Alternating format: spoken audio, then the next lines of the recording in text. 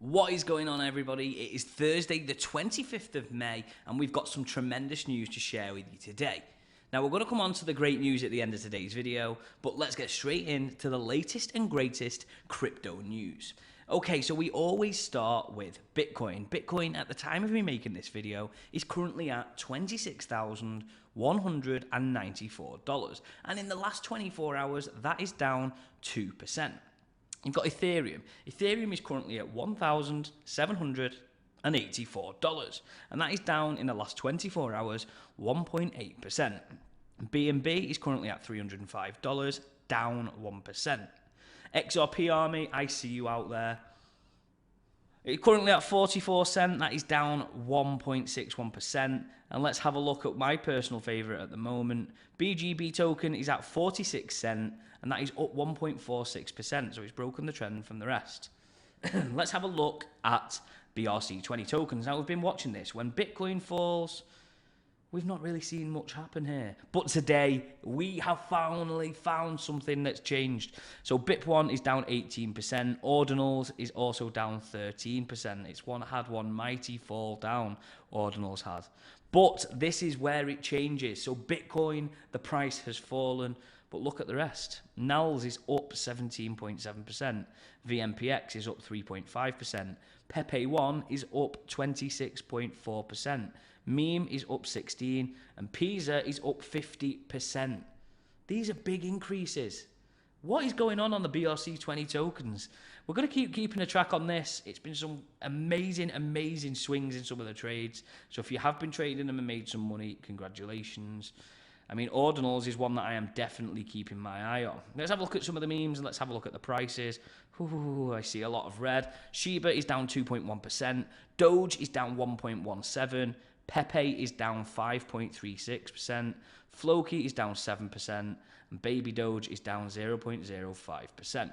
Well, let's have a look at our ranges that we've been watching since the start of this channel. Let's see what is going on. Just a reminder, the upper of that range here that we are watching is $27,600, and the lower of the range is $24,760.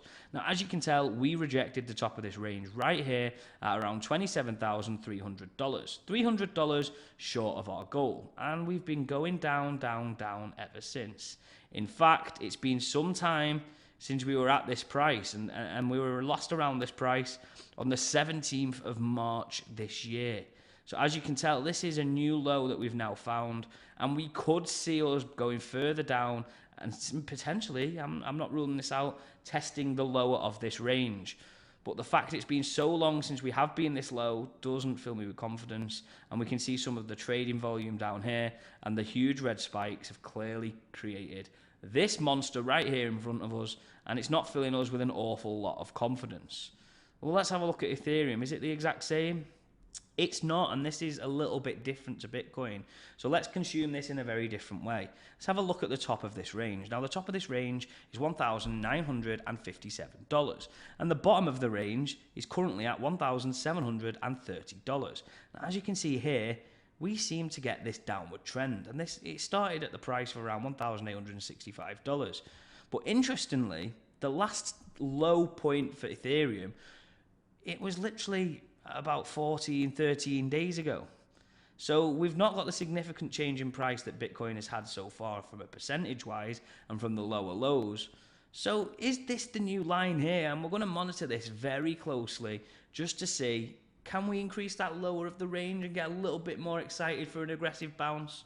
Let's see what happens. So as always, let's have a look at Crypto Bubbles. Great resource, very visual, love to see it. Hex is down 21% again. I feel like that's how I start every section with this.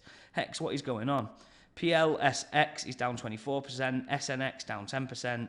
Please, PLS is down to 23.7%, Ape is down 7.6%. As you can tell, it's quite red, not looking great, but let's take it into the top 200. Is there much change? Nah, we've still got a full-on red chart. Anyway, let's get into some of the latest crypto news. Now, Japan is to implement stricter rules on crypto exchanges. Starting from June the 1st, Japan is going to implement a stricter anti-money laundering measures for cryptocurrency transactions. Now, it's going to be very interesting how they do this, but the new measures include an enforcement of the travel rule in brackets, which requires any financial institution or crypto exchange that is possessing a crypto transfer larger than $3,000 to share customer information. Now, across Europe, we're seeing a huge importance around KYC, and very clearly, we are seeing it now entering the Asian markets, starting with Japan. Now, the travel rule was discussed by G7 members during a meeting held in Japan in mid-May, and the rule is set to be part of an initiative by the Financial Action Task Force to be, better track the world and its assets and the identity behind those assets in the future. Interesting story for sure. While we're in Asia, let's talk about this. China Central Television just broadcasted cryptocurrency.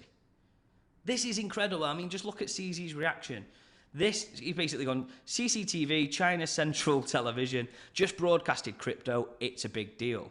The Chinese communities are buzzing. Historically, coverage like these led to bull runs. Not saying the past predicts the future, and it's not financial advice. Whew. I mean, China has a very rich history when it comes to kind of digital currencies and the whole ecosystem. And the country for the past decade has maintained a bittersweet relationship, basically, with the crypto industry. Unfortunately, the country banned all forms of cryptocurrency transactions back in 2021. So this is a huge milestone for the Chinese market. Now we're definitely paying close attention to this. But let me bring you back to the very start of this video when we're talking about BRC tokens. Bitcoin's gone down. Yet we know the Asian markets are buying BRC20 tokens. Is that why we're seeing an increase within them? I'm just drawing to conclusions. I'll let you make the decisions. Now, this is another bit of court news coming from the attorney Kylie Chessie Kim. Hopefully I pronounced that right, my thick Northern English accent. Now, one of Ripple Labs' lawyers have basically withdrawn from the case. Now, why have they done this? It's not 100% clear, but the fact that they have filed a motion to withdraw from the case, it's a little bit of news, wanted to cover it. Let's see how the fallout from this goes. Of course, you're going to see XRP people getting so excited because a Ripple lawyer has now withdrawn from the case.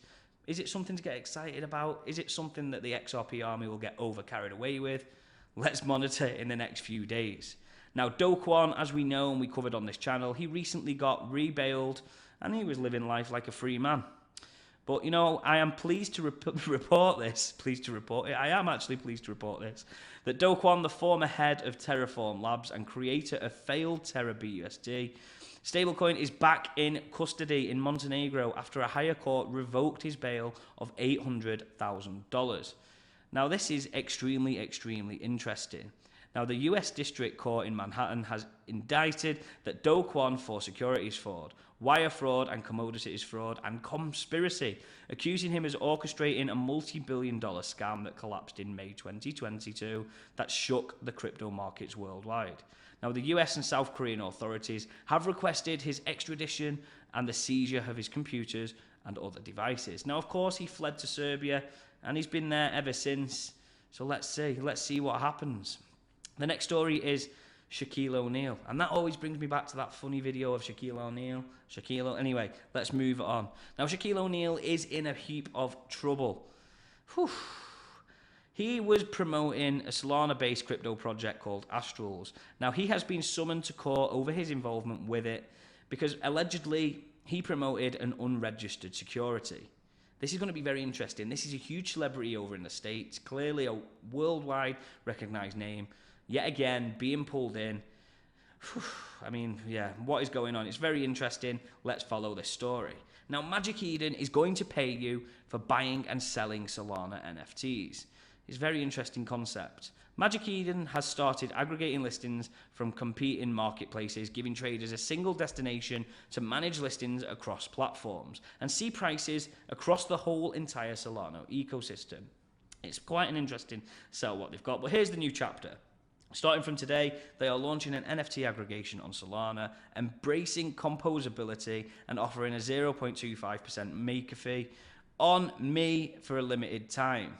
Now you can earn Sol, you can earn other items as well when you're on there, but the aggregation is very interesting. And why is it very interesting? Because you can manage and update all of your listings and see the true and up-to-date floor price on collection stats live. This is, I've got to say, I like the updates of which they're creating. Anyway, I just wanted to push you across. This is my news website. If you are looking for the latest crypto news free of charge, head on over chainking.io, and of course there's tons of educational resources there. How to trade crypto, what is a market cap, what is a smart contract, absolutely free of charge, so go and check that out. And finally, I am really pleased to say that in 2 weeks' time, I'm going to be heading back to the UK and I'm going to be attending the Coin Bureau Crypto Conference. It's going to be fantastic. Obviously, Coin Bureau is one of the biggest names in the crypto space that's being exported/imported from the UK. So I'm tremendously excited to be over there and attending. If you're going to be there, do let me know. It would be fantastic to meet up.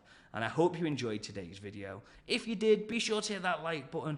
Do drop me a comment and of course subscribe. And there's only one last thing to say. Let's go.